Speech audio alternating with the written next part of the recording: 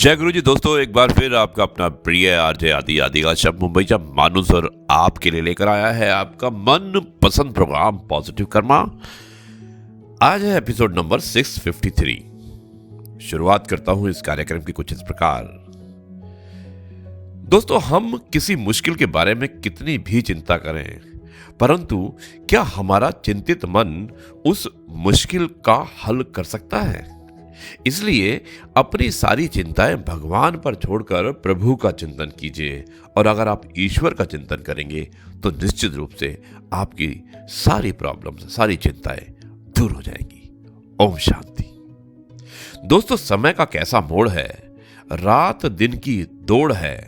खुश रहने का समय नहीं, बस खुश दिखने की होड़ है। जिसको तुम चाहो वो मोहब्बत, और जो तुम्हें चाहे उसका क्या। जिसको तुम चाहो वो मोहब्बत, जो तुम्हें चाहे उसका क्या। जिसके लिए तुम रोए वो मोहब्बत, और जो तुम्हारे लिए रोए उसका क्या। जिसके लिए तुम तड़पे वो मोहब्बत, जिसके लिए तुम तड़पे वो मोहब्बत, जो तुम्हारे लिए तड़पे उसका क्या।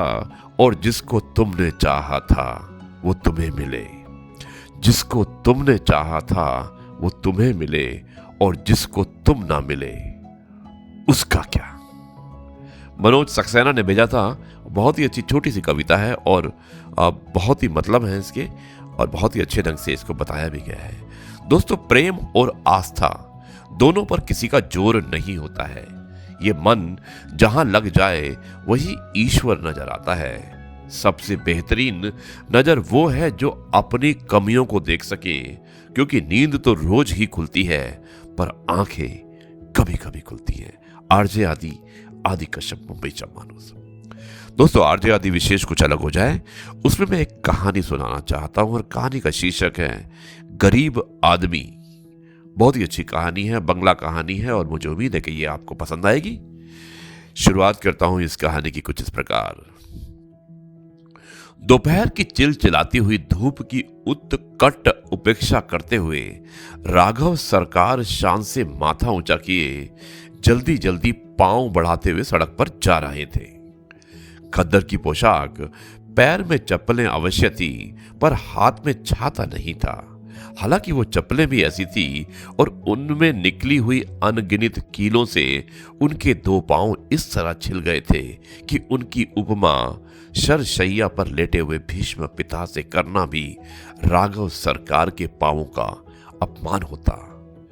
किंतु शान से माथा ऊंचा किए हुए राघव सरकार को इसकी परवाह नहीं थी। वो पांव बढ़ाते हुए चले जा रहे थे। उन्होंने अपने चरित्र को बहुत ही दृढ़ बनाया था।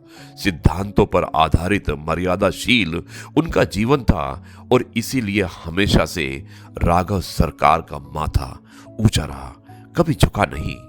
उन्होंने कभी किसी की कृपा की आकांक्षा नहीं की, कभी किसी दूसरे के कंधे के सहारे नहीं खड़े हुए। जहां तक हो सका दूसरों की भलाई की, और कभी अपनी कोई प्रार्थना लेकर किसी के दरवाजे पर नहीं गए। अपना माथा कभी झुकने ना पाए, यही उनकी जीवन व्यापी साधना रही है। ठुन चुन करता हुआ रिक्शे के हत्थे पर घंटी पटकता हुआ एक पैदल रिक्शे वाला उनके पीछे लग गया। रिक्शा चाहिए बाबूजी, रिक्शा लोगे? राघव सरकार ने मुंह घुमाकर उसकी ओर देखा। एक कंकाल शेष आदमी उनकी ओर आशा भरी निगाह से देख रहा था। जिसमें बिल्कुल इंसानियत नहीं होती, वही दूसरे इंसान के कंधे पर चढ़कर चल सकता है। ये राघव सरकार की निश्चित धारणा थी।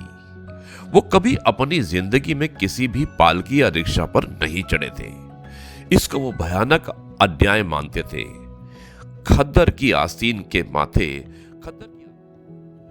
खद्दर की आस्तीन उससे अपने माथे के पसीने पोंछते हुए बोले, नहीं भाई, रिक्शा नहीं चाहिए, और तेजी से चल दिए। ठुन ठुन करता हुआ, घंटी बजाता हुआ रिक्शा वाला पीछे पीछे आने लगा। सहसा राघव सरकार ने मन में सोचा कि बेचारे की रोजी कमाने का तो यही एक उपाय है। राघव सरकार पढ़े लिखे अध्ययनशील व्यक्ति थे, अतः पूंजीवाद, दरिद्र नारायण बोल्शेविज्म, श्रम विभाजन, गांवों की दुर्दशा, फैक्ट्री सिस्टम, जमींदारी, सभी एक क्षण में उनके मस्तिष्क में कौंध गए। उन्होंने फिर एक बार पीछे घूम कर देखा। ओह, सचमुच ये आदमी भूखा है, उदास है, गरीब है। बेहद बेहद ही तरस आया उन्हें। घंटी बजाते हुए रिक्शे वाले ने कहा, चलिए ना बाबू, पहुंचा देंगे। कहां जाइएगा? अच्छा, शिव तल्ला तक चलने का क्या पैसा लोगे? 6 पैसा। अच्छा आओ। और फिर राघव सरकार चलने लगे। आइए पीछे बैठिए ना बाबूजी। तुम चले आओ। और राघव सरकार और तेज चलने लगे। रिक्शे वाला पीछे दौड़ने लगा और बीच बीच में दोनों में केवल यही वाक्य विनिमय होता था कि आइए बैठिए ना बाबू। अरे तुम चले आओ। शिव तल्ला पहुंचकर राघव सरकार ने जेब से 6 पैसा निकालकर उसे दिया और बोला, ये लो। लेकिन आप चढ़े कहां हैं बाबूजी? मैं रिक्शा पर चढ़ता नहीं हूं। क्यों? रिक्शा पर चढ़ना पाप है। ओ, तो आप पहले बता देते। रिक्शे वाले के मुंह पर एक बेरुखी, एक अवज्ञा छलकने लगी। वो पसीना पोंछकर फिर आगे चलने लगा। अरे पैसे तो लेते जाओ। मैं गरीब आदमी हूं, रिक्शा चलाता हूं, किसी से भीख नहीं मांगता। ठुन ठुन ठन घंटी बजाते बजाते वो रास्ते की भीड़ में अदृश्य हो गया। दोस्तों, कितनी अच्छी कहानी थी, कितनी अच्छी कहानी थी जिसका शीर्षक था गरीब आदमी। मुझे उम्मीद है कि ये कहानी आपको पसंद आई होगी। अब मैं इस कार्यक्रम को यहीं पर समाप्त करता हूं और कल आपसे एक बार फिर मुलाकात होगी कुछ नई बातों के साथ। तब तक के लिए कहता हूं नमस्कार, जय हिंद, वंदे मातरम, भारत माता की जय। जय जवान, जय किसान, जय गुरु जी, शुक्राना।